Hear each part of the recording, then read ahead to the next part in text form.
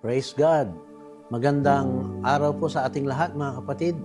Tayo po ay nasa pang-10 araw na ng ating prayer and fasting at ang ating panalangin ay patuloy na tugunin ng Panginoon lahat ng ating panalangin.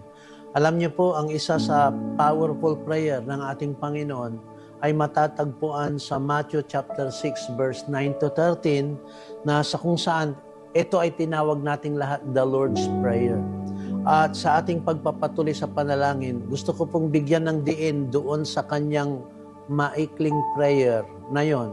Kasi ito'y ginamit ng Panginoon upang maging template, upang maging model ng ating pananalangin na every time na tayo ay lalapit sa Diyos, always tumawag tayo sa Kanya ng Ama. Kaya ang umpisa po nito ay Our Father who art in heaven. At ang isang bigyan natin ng diin dito, yung kanyang sinabi sa verse 10, Matthew chapter 6 verse 10, Your kingdom come, your will be done on earth as it is in heaven.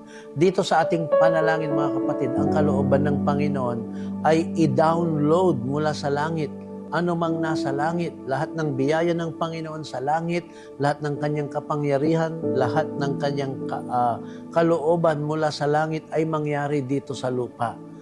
Kaya ang sabi niya doon Your kingdom come, your will be done on earth as it is in heaven.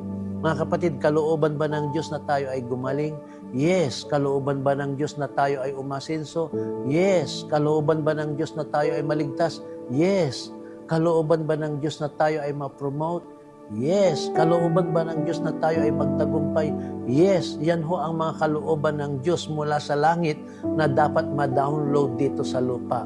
Kaya sa ating pananalangin, yun ang ating pananampalataya na anuman ang kalooban ng Diyos, ng ating amang nasa langit, ay mangyari dito sa lupa. Again, your kingdom come, God's kingdom come, His will be done on earth as it is in heaven. The Lord bless us all. Amen and amen.